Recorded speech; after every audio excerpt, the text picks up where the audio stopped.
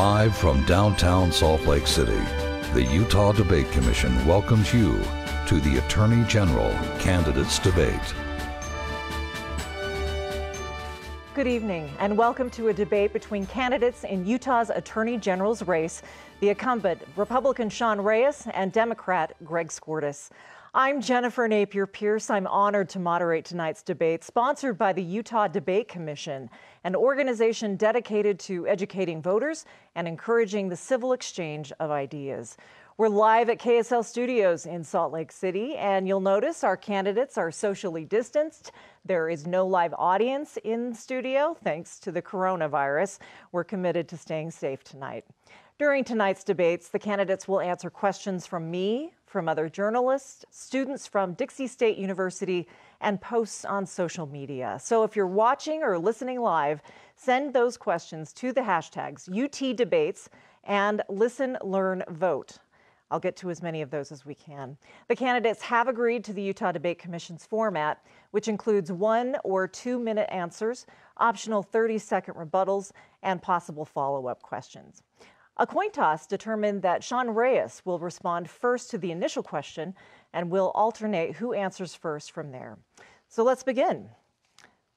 Describe one experience, either professional or personal, that has prepared you to become Utah Attorney General. And Mr. Reyes, you have a minute. Thanks. As Attorney General, Jennifer, I've stood guard over Utah, protecting our children and families, defending our laws, lands, and liberties. Violent crimes are down on my watch. Utah is safer and stronger. I'm a proud Republican, but I work with Democrat friends across the state to get positive results for Utah. I really wanted this election to be about policies and positions, but my opponent's chosen to go hyper-negative, making baseless accusations, attacking my integrity and my family name. So in my defense, I want to share some public reviews by his own clients. On avvo.com, a legal review site, 70% of them gave him the lowest possible score, saying things like, "Greg took my case and lied to me about my options," or "He lied to my face and misled me into accepting a deal," or "He lied to me and my family. Most of his lies were told to allow him to do the least amount of work possible." There are many more like these on the site. So when my opponent goes negative, I ask you to consider what his own clients say about his credibility. Thank you. Thank you. Mr. Skordas, you have 1 minute. Thank you, Jennifer. I'm proud to have the highest ratings among the #1 rating service that judges lawyers in terms of their ethics and their competence. I am proud to be named every year by many of the Utah magazines as the top lawyer in the state. I'm proud to have been to serve the Utah State Bar and been named Young Lawyer of the Year, Pro Bono Lawyer of the Year, the Scott M. Matheson Award Lawyer of the Year. And I'm proud to have served hundreds and hundreds and hundreds of clients over my career. I didn't expect us to start out so negative, but since we are, I'm happy to move forward. But I'm proud of the career I have, I'm proud of the reputation I have, and I'm proud of the fact that Utah lawyers, judges, and police all respect me and have supported me. Thank you. I want to talk first about the role of the Attorney General, because people don't know quite what you do. So the Attorney General enforces the law. It's not a policy-making position, but the office does often weigh in on policy. So, Mr. Skordas, how would you decide when it's appropriate to offer an opinion on a policy? And you have 2 minutes. So I think what's important about that is this. Utah voters have gone to the ballot box 2 years ago and passed 3 ballot initiatives. They did that because the legislature was not acting in the best interests of Utah voters. They passed Proposition 2, Proposition 3, and Proposition 4. Those are matters that they have told the legislature and the Attorney General that those are policies they want. Those are laws that they want. Those are things they want enforced. And our Attorney General has done nothing on any of those 3 ballot measures to support the will of the people. Proposition 2 was to expand medical cannabis. It's been watered down entirely by our legislature and not supported at all by the Attorney General. Proposition 4 was to create a redistricting commission, which has been watered down or not done hardly at all by the legislature and has been completely ignored by the Attorney General. Proposition 3 was to expand Medicaid, and 53% of Utahns went to the ballot box and passed that measure and said, we need expanded Medicaid in Utah. We need to be able to have Medicaid available to 102,000 additional Utahns. My opponent has not only ignored that entirely, but has joined a lawsuit which nationally, if he prevails, would do away entirely with the Affordable Care Act. Now, that's not supporting the will of the people. And the will of the people dictate policy. The will of the people tell the Attorney General, look, here's what we want. Here's what we need you to do. And he's ignored that. So the Attorney General doesn't enact law or support policy unless it's necessary. But when the people tell you what to do and you completely ignore it, you're not following your mandate as the attorney, supposedly for the people. Thank you. Mr. Reyes, you've weighed in on many policies through letters and front of the court briefs. What factors do you use to determine when it's appropriate to offer an opinion? And you have 2 minutes. Sure, Jennifer, thank you. As you said, the role of the Attorney General is not to dictate policy. It's not to make policy. We're not the legislature. We're not even the governor who signs bills into law. And unlike some of my predecessors and many of my current colleagues in other states, I've tended not to weigh in unless a policy affects my ability as the Attorney General to do my job, unless it affects those people that I'm tasked to defend or protect, citizens of the state of Utah, businesses, the elderly, children. When we talk about the most important function, as was the premise of your question, the most important function of the Attorney General is protecting the people of Utah, especially the most vulnerable, kids, seniors, the other abled, those with mental health challenges, protecting their families, protecting their health and safety from violent crimes, from white-collar frauds, from cyber crimes and other threats, things like opioids, things like teen vaping and teen suicide, all of these things that I've let out in the state of Utah. So again, I don't weigh in on policies. I don't take a proactive, I'm not an Attorney General who believes it's my job to dictate to the legislature, those who are elected by the people. And I support laws and defend them, even if I don't personally agree with them. Why? Because I took an oath of office to obey, to enforce, to defend the laws that the people pass, whether it's through their elected representatives or whether it's through ballot measures. And so for me, again, the important part of all of this is that my opponent would be an activist Attorney General. He would substitute his own personal and political interests above that of what the legislature has passed. And again, he'll say anything to get elected. I supported medical cannabis here in Utah. I've worked with those, and I hope we get a chance to talk about that, the ACA, and other things, because I'll, again, prove that his facts are off on all of those. Time. Mr. Skordas, the 30-second follow-up. Mr. Reyes has said that I guess I'm curious about the question of legislation that you fundamentally disagree with. Would you enforce that law? Absolutely. Unlike my opponent, I enforced laws when I was a prosecuting attorney. I was a prosecuting attorney who handled death penalty cases. I didn't necessarily agree with the death penalty, but I enforced that because that was the law. That was the will of the people, and I prosecuted those cases. My opponent hasn't prosecuted a murder case. He hasn't prosecuted a sex crimes case. He hasn't prosecuted a drunk driving case. My opponent has never prosecuted a speeding ticket. I will support the law of the people as they enact those laws. Thank you. Mr. Reyes, Mr. Skordas has said that you are ignoring the will of the people, particularly on those 3 propositions. Why did you not weigh in? You have 30 seconds. Certainly not. Again, I have been supportive, the Attorney General, for instance, and I'll give you a good example on medical cannabis in case we don't get a chance to talk about that. There are a number of problems and issues that face us. The Safe Banking Act is something that I led out on nationally to help make sure that those who are lawfully obeying the laws under the medical cannabis rules here are able to work in an environment that's safe. Those are the types of things that I do to support the laws, not just make statements like my opponent. Thank you. Our next question comes from a student from Dixie State University, Hannah Shea. Hi, my name is Hannah Shea, and I'm a student here at Dixie State University. My question to you is, do you support the multi-state lawsuit against Obamacare? Thank you. The first response is directed at Mr. Reyes. You have 2 minutes. Hannah, let me say up front, even if the Supreme Court strikes down the ACA, no one is going to lose their health coverage during COVID. I do support the case. The High Court, the state, and the federal government are never going to let that happen. Legislative leaders have assured me that that won't happen. And when it comes to pre-existing condition coverage, you don't have to have the ACA to provide it. A number of states covered it long before the ACA. Congress or the state of Utah can do the same with any new law. I have members of my own household with pre-existing conditions. I also have young adult children who are covered. As much as I like those aspects of the ACA, and as much as I want them to be part of any new law, the ACA as a whole is unconstitutional after the mandate penalty was eliminated. And that's the first reason I joined the lawsuit, the legal reason. The second is because it would not cost the state of Utah any money, beyond me and my Solicitor General reviewing pleadings.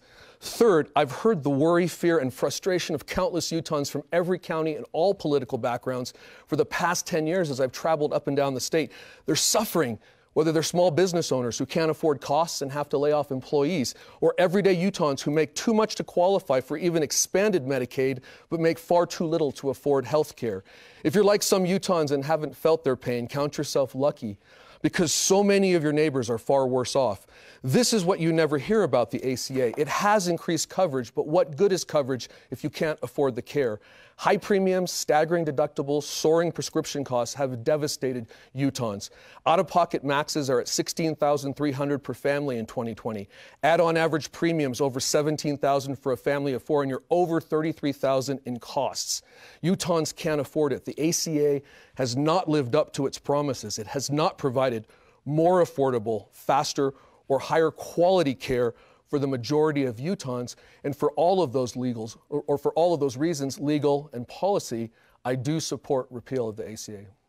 Thank you. Mr. Skordas, you have 2 minutes on the same question. So what we'll do, if he prevails, is throw out the baby with the bathwater. What we'll do is we'll tell Utahns, you don't get affordable care. What we'll do is we'll tell 53% of Utah voters, not only are we going to completely ignore your mandate from November of 2018 to expand Medicaid, to include a base level of Medicaid coverage to people that are 138% of the poverty level at a cost of 15 cents per $100 spent. Not only are we going to completely ignore that mandate, but we're going to take expanded Medicaid away. We're going to take the Affordable Care Act away, and we're going to do so saying, well, it's an illegal taxation, it's unconstitutional, with no alternative.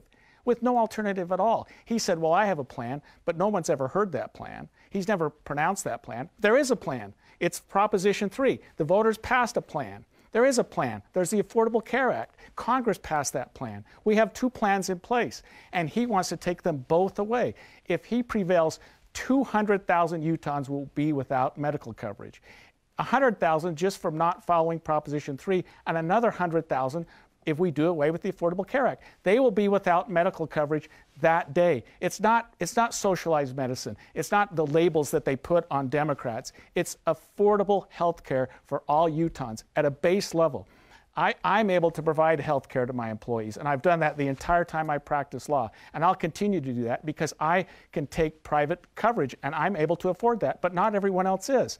And until we have something better in place, we need the Affordable Care Act, we need to expand Medicaid, and we don't need to say, well, I've got a plan, and it's up here, and I'll never let any of you know what it is, because that's what he's done. Utahns voted. It's the mandate of the people. It was a majority of the people. It's been 2 years, and nothing has been done about it except talk. Thank you, Mr. Reyes. 30-second rebuttal. Yeah, his reference to Utahns voting, they were voting assuming the act was constitutional. It's not, and he just said it himself. Even if it's not, we should keep it in place because we don't have a preferred plan. You can't do that, Jennifer. Just because you like certain parts of a law, if it's unconstitutional, it's unconstitutional. And that was my point before. Again, he's talking about Utahns who are losing coverage. Far more Utahns right now, because I don't think he's been out talking to them up and down the state, have coverage and can't get access to care. What good is it to have the coverage if you can't actually get care? Thank you. Mr. Skordas, 30 seconds. Oh, I've talked to Utahns. I've talked to Utahns all over the state, and they say, we need medical coverage. We need some level of coverage. We need some level of taking care of people with pre-existing conditions. We need some ability to make sure that our bankruptcy courts aren't full of people who can't afford their medical bills, and so they're in bankruptcy. We need something, and the voters had to go to the legislature because these guys wouldn't do anything about it. That's not the way it works. We don't usually have voter initiatives, but in that case, we had to. This question coming from Twitter from Caden Guyman.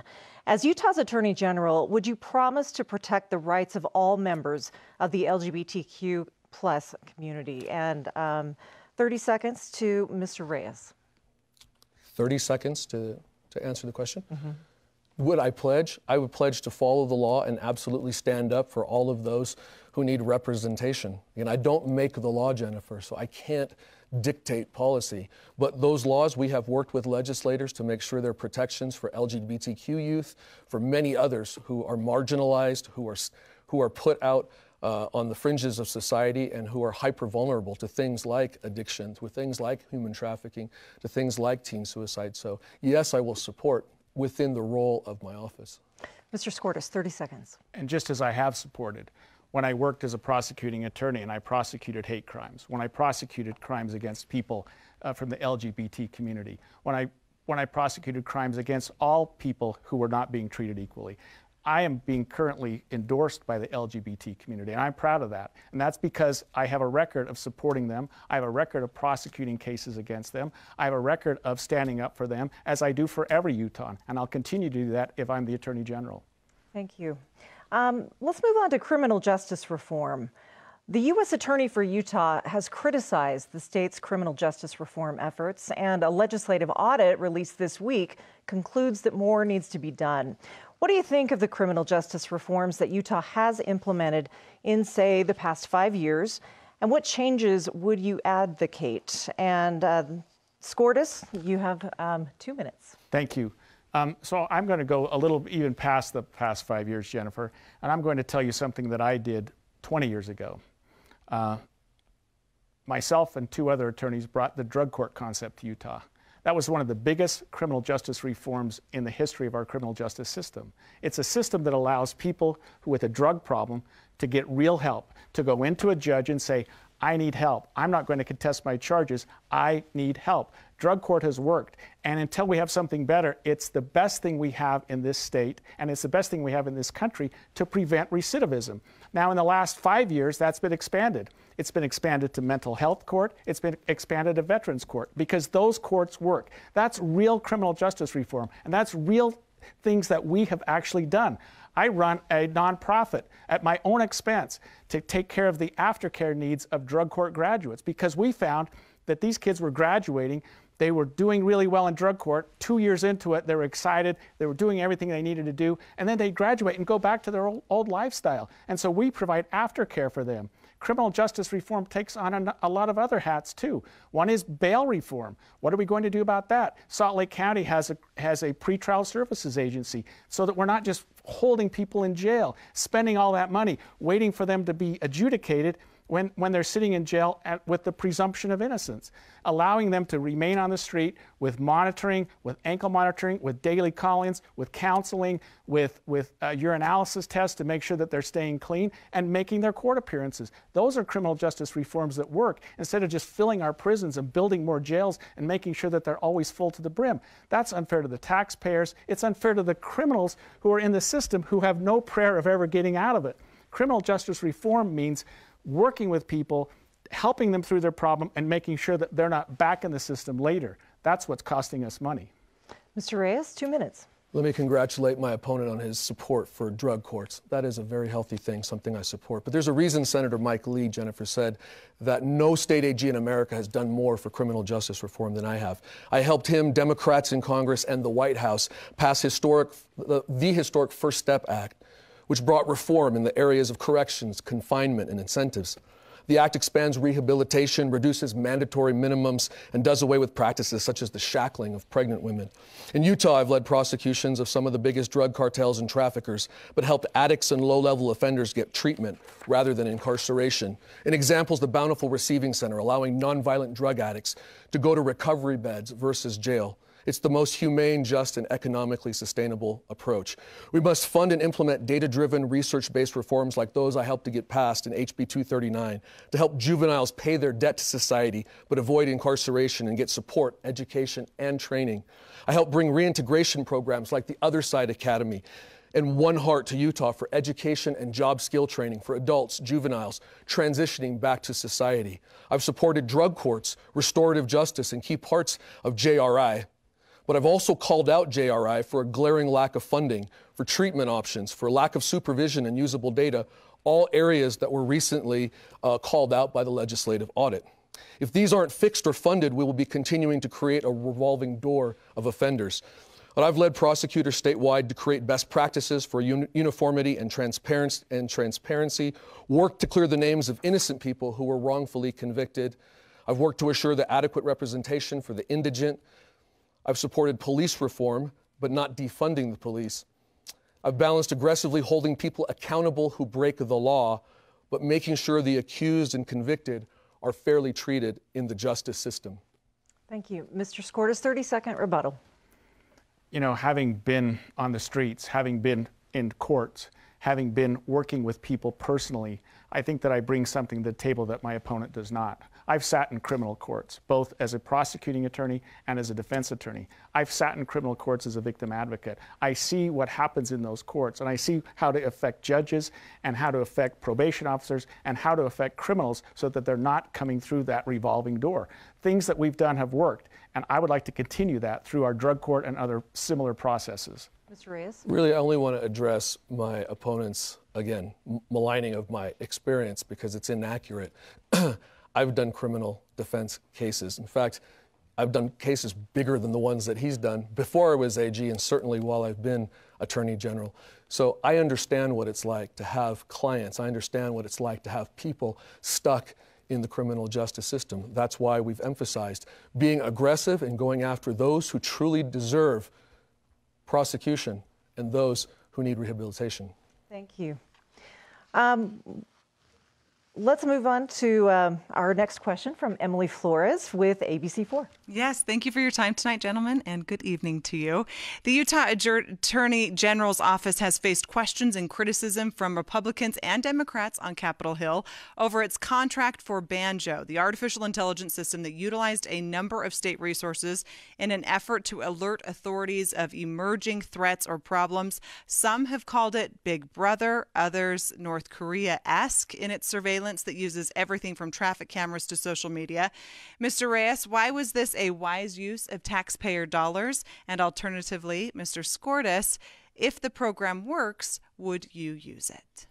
And Sure. Mr. Reyes responds first for 1 minute. Banjo did no facial recognition, took in no personal private info. It aggregated data from public feeds to tell us when an emergency was happening, like a child abduction or an overdose. It didn't say who was doing it. It just sent us to where it was happening so we could intervene. And it is a wonderful tool. We've asked the auditor to make sure that there are no inherent biases in the architecture because of some history of the founder of Banjo, Damian Patton. But Damian is a good person who made a mistake in his youth. An essential part of my job is protecting privacy and liberties of Utahns. And as technology advances, perps will use all sorts of technology to try to get ahead of us. We need to stay ahead of them. You have to find that balance and make sure that privacy, make sure that civil liberties are always protected. But Banjo is a powerful and effective tool that many other states, a lot of federal agencies want to use. They're all waiting on Utah to see what the audit says. And if it's true, we'll be able to get and do some transformative things in law enforcement we've never been able to do before. Mr. Skordas, 1 minute. Banjo is probably an illegal surveillance. Banjo is an incredible waste of money. Banjo is a way for a private entity to spy on innocent people. I was a prosecutor. He's never prosecuted.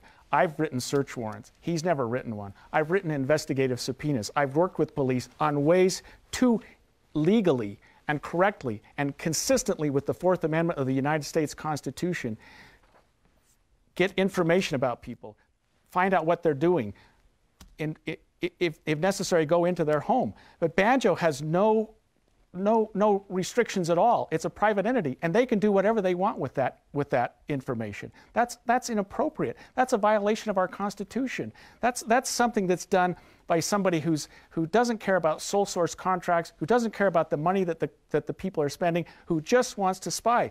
There's a balance between personal privacy and the right to protect people, and Banjo is in no way following that balance. Thank you, Emily. We'll next go to our another question from a Dixie State University student, Alice Ferrari. Hello, my name is Alice Ferrari, and I'm a student here at Dixie State.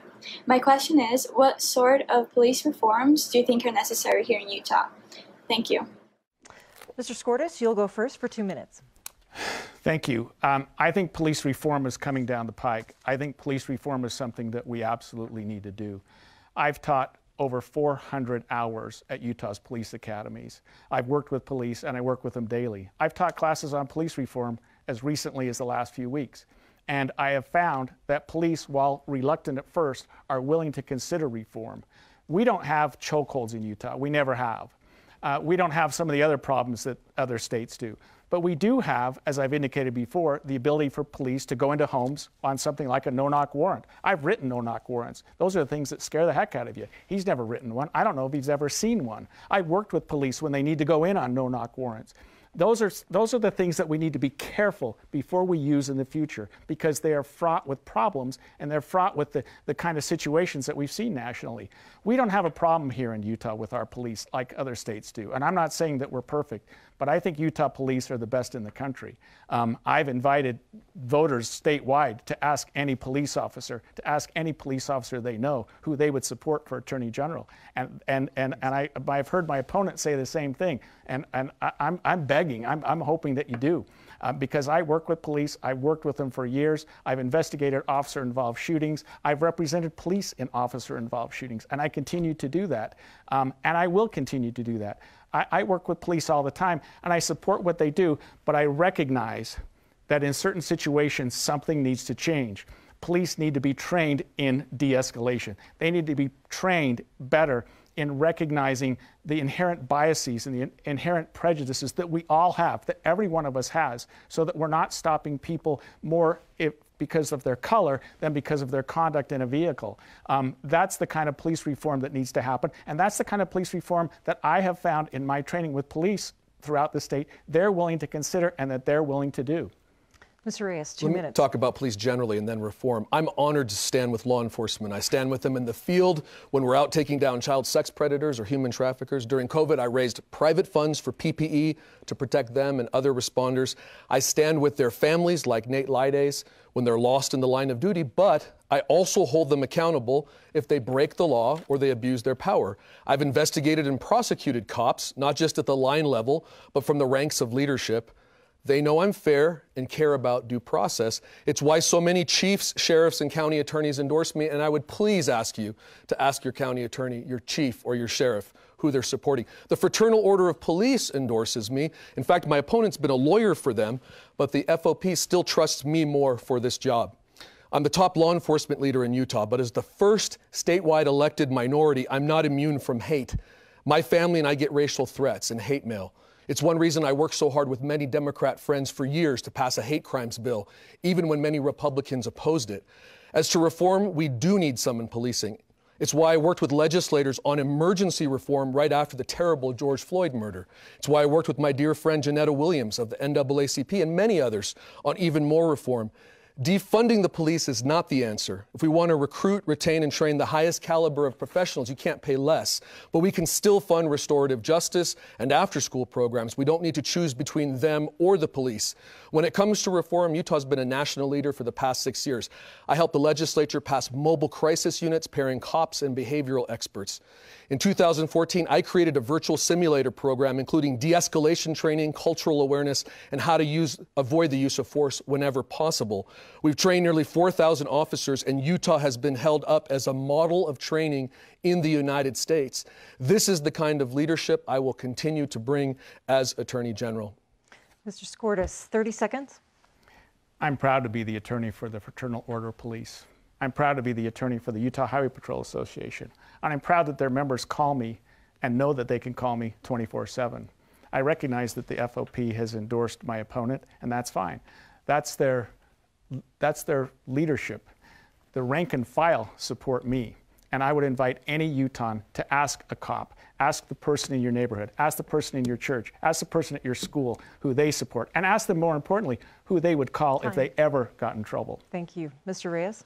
Reform, Jennifer, can't just be at the local level. We need federal and state policies that stop making police the default solution to drug addiction, domestic violence, homelessness, and other challenges that we've largely neglected as a society. Police don't want to respond to those calls. They aren't particularly equipped to deal with them, and they don't want to take them to jail, but that's their only option. So things like the Bountiful Receiving Center that I talked about before, I'm very proud of, working with Chief Tom Ross, a friend who also supports me. Those are the kinds of reform that Utah needs. Thank you. If you're just joining us, we're about halfway through a debate with candidates Sean Reyes and Greg Skordas. I'm Jennifer Napier-Pearce. We're still taking questions on this broadcast. Use the hashtags UTDebates and Listen, Learn, Vote on social media. Our next question will be from Lad Egan from KSL. Let's stay on this topic of police reform. We had a summer of protesting calling for that reform, some calling for defunding the police and then using that money for other resources. My question is, what police reforms do you support? And what about this talk of defunding police? If you were to adjust budgets for police departments, where could that money be used better? Mr. Reyes, you have 2 minutes. Lad, I mentioned a number of them. I don't support defunding the police because I don't think it's a binary choice between having to have what many who want in the community, more community boards, more programs. I think you can have them both. They cost money, and I believe law enforcement, the leaders that I've spoken with throughout the state of Utah who support me, would stand with those who want reform and ask for those resources in addition to funding police. So in other words, you don't have to defund or dismantle the police. You can create programs like we have with mobile crisis units. This is a bill that we supported, that I've worked closely with the legislature to send out healthcare therapists, professionals, along with law enforcement, because we know domestic violence situations, we know that addiction interventions can be deadly. They can turn violent in a moment's notice.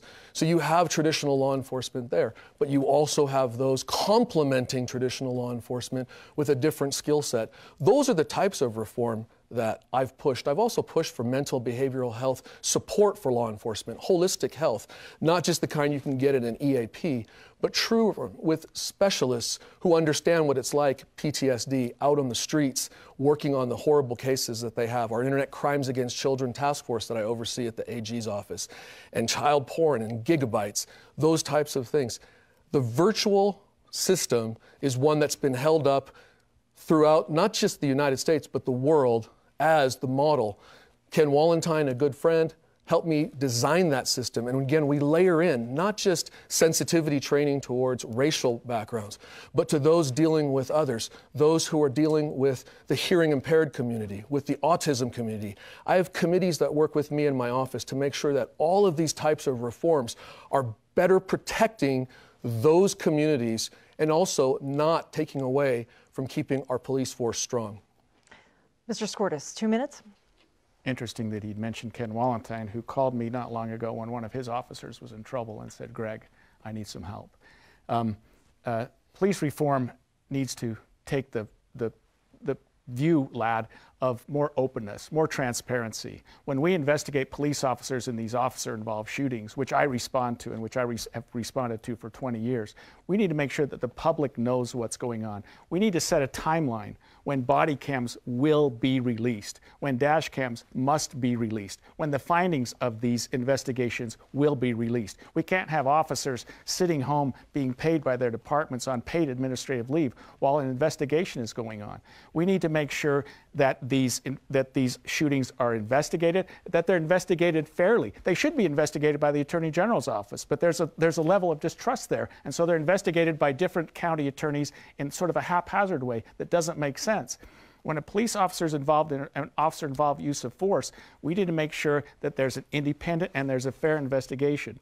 taking it one step further. When an officer has been disciplined, when an officer is in trouble, when an officer has lost his or her certification, we need to make sure that those records are available to other agencies so that we're not hiring bad cops, so that we're not recycling bad cops in the system, so that those disciplinary histories, those disciplinary matters are made public and they're made available, and that they stay with an officer throughout his or her career so that we can make sure that we're not getting bad cops. And I've represented a lot of officers who have made mistakes, and they can be forgiven, and they can be retrained, and they can be taken out of the system for some time until those matters are resolved. But until that's done, and until we can convince the public that we're really dealing with these officers fairly, that we're not just covering up, that we're not just hiding things, there's going to be some level of distrust in the way that we're dealing with police officer and their officer-involved shootings and their use of force. Thank you. Yes or no question. Do you support Black Lives Matter, Mr. Skordas? Absolutely yes, and they support me too. Mr. Reyes? I support the statement Black Lives Matter. I don't support the movement per se. Let's move on to another student question from Dixie State University, Caden Butterfield. Hi, my name is Caden Butterfield. I am a student studying marketing at Dixie State University. And my question for you is, do you support a broad mask wearing mandate? And if so, do you think it would be legal? Thank you. First response from Mr. Skordas for 1 minute. Utah's done a poor job in dealing with the COVID virus. We now have 100,000 confirmed cases, and we're coming up close to 600 deaths. The reason for that is because we're afraid. We're afraid to initiate a mandate. People say, well, I have a constitutional right to wear a mask. It's not in the Constitution anywhere. We've had other issues similar to this where we've seen where the state coming in and making public safety decisions has made sense. People complain about seatbelts. They don't complain anymore because they know it makes sense. People complain about having to put their child in a child safety seat. They don't complain about that anymore because they know it makes sense. People complain about not being able to smoke indoors at your office. They don't complain about that because they know it makes sense.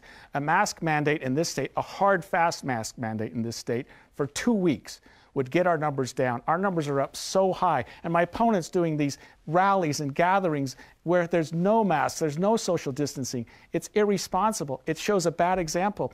I'm not saying shut down the economy, but I'm saying there's a common sense approach to this. Mr. Reyes, you have 1 minute. Yeah, and I want to just tail on the last question because I think you can't answer in just a yes or no answer, especially something as complex. Supporting BLM, I have so many friends who are part of the BLM movement who I believe are people of goodwill who understand what I understand, that everyone's life matters and Black lives don't matter any less than anyone else. But some of that movement's been hijacked by a violent element. We investigate some of those cases, and until Black Lives Matter is willing to denounce the violence, denounce the lawlessness of that element, then I think it's hard to say I support the entire movement. I support a lot of people in the movement. I support the spirit behind the nonviolence and the protesting and exercising of the First Amendment. Mask mandates, I can't respond, which is part of the reason. I'm defending those right now. And again, I asked the debate commission, they knew that I couldn't respond to those questions. But if you want me to talk about mandates in general, and you want me to talk about COVID generally, I can, but I think it's an unfair question. Mr. Skordas, you have an extra 10 seconds.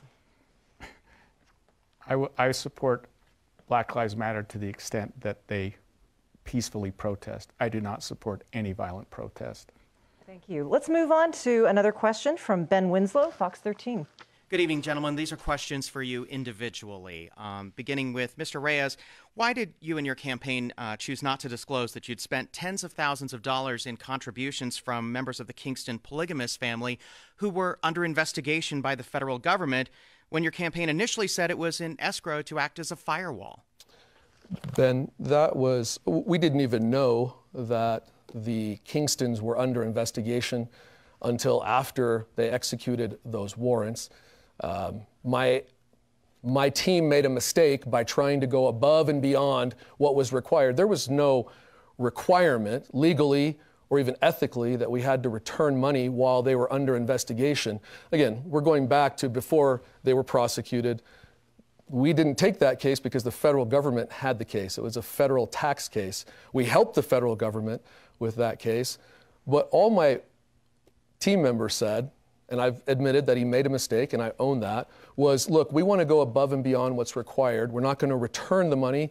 We're going to actually put it in escrow. When we checked with our accountant and our FEC lawyer, they said you can't do that because the money has already been spent. It was spent a couple of years ago, and it's against FEC rules to be able to segregate new money to address that issue. So again, I think we didn't knowingly spend money or we didn't spend money knowing these people were convicted felons. At the time, they were giving donations to the governor, many of the legislature, to the Utah Jazz. They were sponsors at the University of Utah. Nobody's ever questioned the propriety of taking it. The federal government looked at it and said, you did nothing wrong. They didn't even require us to return the money because they knew there was no impropriety. Lieutenant Governor's office didn't look at it and give us any bad marks. So again, I don't think there's any question that it was legal to take it. It was legal to use it. Later, when we found out that they were prosecuted, we worked with the federal government. And again, my office has continued to prosecute other cases involving Kingstons. We had a huge white-collar fraud case with pawn shops recovering millions of stolen goods and prosecuted a number of the Kingstons. Again, so any implication that somehow dollars from the Kingstons gave them any special favor or treatment are absolutely untrue. Mr. Skordas. All right, Mr. Skordas, question for you. You've been facing criticism as well for your work as a prosecutor back in the 1990s, where 27 inmates were released from jail because charges were not filed. Court officials blamed prosecutors, of which you were one. Prosecutors blamed the judge. So what do you have to say about it now, and did you make a mistake? That's a good question, Ben. I was the chief deputy at the Salt Lake County Attorney's Office at the time, and I was ultimately responsible for that. When a person is accused of a crime and they're sitting in a detention, the state, the government, the prosecution has 72 hours to charge them. We had a group of people that we couldn't charge. My opponents never sat in judgment or ever had to make those decisions to charge. And so we were unable to get those people charged by 5 o'clock on Thursday or whatever the day it was. And so they were released. That was because we couldn't get our police officers together, we couldn't get our evidence together, and we couldn't ethically and morally and legally hold 27 people in jail until we had our act together. They were subsequently taken into custody. Those that were problematic, they were subsequently charged. And I'm happy to say this, Ben, that not one of those 27 people harmed a person while they were out. Not one of those people got in trouble while they were out. Not one of those people embarrassed the Salt Lake County Attorney's Office. They were released because we were under a mandate from the court to either put up or shut up within a certain period of time. And we were unable to get that done. We thought a judge would give us an extension. And typically, in my experience, if you ask a judge for an additional 24 hours or 48 hours, they will provide that. But this judge wouldn't. I can't blame him. He was a fine judge. He was a personal friend of mine. And he said, it's 5 o'clock and you guys missed the deadline and we're booting these people out of jail. That was his right. And in fact, he may have done the correct thing. We thought we'd have some additional time and we didn't. I apologize for that. I was one of the attorneys that worked at the DA's at the time. Ultimately, I was the chief deputy, so it fell on me. And I've owned that from the beginning, and I'll own it today. But it wasn't something that we did willy-nilly or with the intent or or that anyone was harmed as a result of that decision. We followed the law. Thank you. Let's move on to a related question on transparency and ethics generally. Is it appropriate for the Attorney General to take donations from people or entities that are subject to prosecution? And at what point does it become inappropriate? Mr. Skordas, 2 minutes. So I'm going to follow up on something that Ben asked my opponent earlier. First of all, the answer to that is no, it's not appropriate. And with all respect, he misstated some of the essence of that donation that he received. The Kingstons, that Washakie Chemical, gave him $20,000 in 2015. At the same time, the United States government was fining them $3 million for tax fraud. They gave him another $30,000 sometime thereafter. At the same time, the United States Attorney's Office was investigating them for fraud.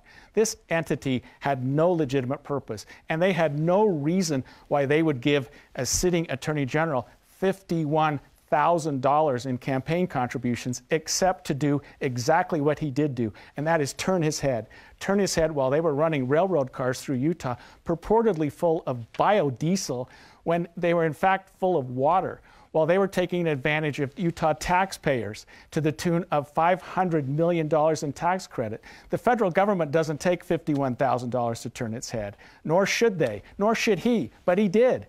5 of those members are currently in federal custody through no help of the Attorney General's office, through no work from the Attorney General's office, but because the federal government, the United States Attorney's Office, doesn't take $51,000 campaign contributions to turn its head. And that's exactly what happened here. He'll deny it and he'll make excuses for it. And I've heard him say, well, everyone was taking their money. And gee, I wouldn't have taken it if I'd have known. And if you've ever sat in a criminal courtroom, you know that that's what the criminals say to the judge. Well, I was stealing from my employer because everybody was stealing from my employer. And the reason I didn't know those drugs were in my pocket, that's the same thing he's saying. I didn't know it was bad money, and everyone else was doing it. Those are lame excuses. You're the Attorney General. Do some vetting. Find out what this group is about. The rest of America knew what they were doing, and you took $51,000 because it went into your campaign pocket. Time. Mr. Reyes, 2 minutes. Yeah, he misstated facts again, and I'm just going to debunk this myth that's come up in 2015, 16, 17, 18, and again, because he just keeps regurgitating misstatements and things that are absolutely not true. The majority of those donations came in 2014 when everybody else thought that Washakie was the greatest thing on earth in terms of clean energy. I don't have any problems taking donations from corporations or companies that want to have good government. They know I'm fair. They know I balance going after those who are real predators with making sure the business community is not shaken down by regulators. And there's never been a credible complaint about my office in terms of campaign contributions. The Daniels Fund, which is a highly respected national ethics think tank, gave me and my office an award because of the transparency, the ethics, and the integrity. When I won in 2008 the National Young Lawyer of the Year award, it was because of leadership, ethics, integrity, and skill and wins in the courtroom. We've received awards even this year for our integrity and our ethics. And so again, he wants to keep bringing this up. Just because he brings it up 1,000 times doesn't make it any more true. No one's ever taken any action on it. You would think that if it were something serious, the federal government that he said was so interested in this case that they would have at least taken the money from us or done something. They would have made sure that people knew that we were in the wrong. Absolutely not. They knew we did nothing wrong. The Lieutenant Governor's office knew we did nothing wrong. And so he wants to keep bringing this up. And he's made these accusations over and over again for 6 months on his website, calling me corrupt, calling me a criminal. And that's why I've responded. I haven't even talked about him. I haven't talked about him on my website. I haven't talked about him in any of the meetings. I want to talk about the issues and the policies. But since he keeps wanting to make these allegations, I'm happy to respond. Thank you. Thank you. Let's move on to a question from the Utah Debate Commission website from Alex Yoshida. What are your feelings about joining other states' attorneys general in pursuing Supreme Court rulings on federal legislation? And it looks like, Mr. Reyes, you have 1 minute. Can you repeat the question, Jennifer? If it comes back up, I can. What are your feelings about joining other states' attorneys general in pursuing Supreme Court rulings on federal legislation? You know, we do that all the time in terms of not just joining the case or writing an amicus brief. Sometimes we write letters in support, and most often it's with our colleagues around the country because there is an efficacy in joining together. There's power and leverage in bringing multiple voices together. And what people don't realize is the vast majority of the work that we do in the AG's office is nonpartisan, it's bipartisan. I work with my Democrat colleagues around the country all of the time. We join bipartisan letters that help us protect our states' rights, and that's usually the fight. The federal government's trying to minimize our ability as state law enforcement officers to be able to do our job and protect our citizens, protect our people. And so in those cases, I absolutely will join with my Democrat colleagues, my Republican colleagues, independent colleagues around the country to try to influence and make sure that we have case law, that we have policy that comes down allowing us to do our jobs protecting the citizens of our state. Thank you. Mr. Skordas, 1 minute. You know, the Attorney General is the attorney for the people, for the people of the state of Utah, not for Washington, D.C., not for a particular political party. And a perfect example of that is the lawsuit that he's talked about repeatedly, which, if successful, would do away with the Affordable Care Act. He's joined a small group of far-right Republican attorneys general to take that away. Now, if you want to join a lawsuit, that's fine, but make sure it's consistent, that it's consistent with the will of your clients, the people of the state of Utah, who have told you, Sean, who have told you in no uncertain terms in November of 2018 that they want expanded Medicaid. So to join a lawsuit, especially during a pandemic, especially at a time when we have 200,000 Americans who have died, to take away health care just because it's politically expedient for you is senseless. It's wrong. It's unethical. It's immoral. And the timing of that couldn't possibly be worse. Let's move on to that. 30 seconds. Sure, that's fear-mongering, Greg, and you know that. No one's going to have their health insurance coverage taken away. The court's not going to allow that. No, they're not, Greg. Of course they are. Let me finish. If you do away with the Affordable Care Act, there won't be affordable care. Give him Don't the say time. that. Greg, Don't you're say lying. that. No, absolutely. You know that? The legislature's right here. They're sitting, and they have promised us that they will have mechanisms in place. But beyond that, Google, Volkswagen, and I need about 10 more seconds because he kept interrupting me, Equifax, the opioid case, these are all cases that you conveniently overlooked. This is what we do as real attorneys general. This is what we do as real attorneys, Democrats and Republicans. We go out and we sue companies like Google and like Volkswagen, and we bring back $15 billion, and we bring back hundreds of millions of dollars to our states. That's what I do when I join lawsuits, not just partisan message bills like you were suggesting. He went over about 25 seconds, so we're going to give you a time to respond. You were criticized by your own Republican legislature for your failing to join the opioid lawsuit. You've been criticized by me, and I've never called you a criminal, and I've never called you corrupt for failing to abide by the will of the people of this. It's on your website. What's pay to play? Is that what's corruption? What is that? Can we spend 5 minutes on pay to play? I'm dying for that one, Sean. I'm dying for that one. Yeah, let's talk about that. You're for sale. You got a for sale sign on your forehead the size of Central Park. But our legislature has said we need to join those lawsuits. We don't want, and he has completely ignored that. He's joined the lawsuit to do away with the Affordable Care Act, and he could say, well, we need to make sure that we've got other things in place. You're leading the lawsuit on opioids. Get your facts right. You say anything. I can't believe it. Your clients are absolutely right. You just lie repeatedly to just let people think whatever you want. Greg, I'm in charge of. We're leading the opioid lawsuit. I need to interrupt. It's time for our final statements now. We've reached our allotted time, so each candidate will now have 1 minute for final statements. And Mr. Reyes, you'll go first. Fellow Utahns, I have the work ethic, integrity, and experience to keep protecting you, your families, and our state. We may not agree 100% of the time, but I care, no matter who you are. My opponent's attacked me for 6 months because he says he cares, but about what? Listen to what his client said on Avo and LawyerRatings.com with 90% failing reviews. He embodies everything bad about the profession. He does not care about his clients, only cares about getting on TV. Huge ego gets in the way of practicing law, belittles rape victims, zero compassion, huge waste of money, worst lawyer I've ever used. He's a fraud. He didn't do any work. Takes a lot of money up front, then just tells you to plead guilty. He'll destroy your life and family unless your case will get him publicity. Wish I would have lit my $15,000 on fire instead of giving it to Skordas to furnish his expensive office. These are not my words, ladies and gentlemen. These are from the people who put their lives and liberties in his hands, and now he wants you to do the same. I rest my case. I ask for your vote. Sean Reyes, Utah Attorney General. Mr. Skordas, you have the final minute. I'm proud of my reputation as an attorney. I'm proud to have served the people of the state of Utah for 38 years. I'm proud to have practiced in every single county in this state. I'm proud to have worked with every single county attorney in this state. I'm proud to have tried cases all over this state. I'm proud of my reputation as a prosecuting attorney.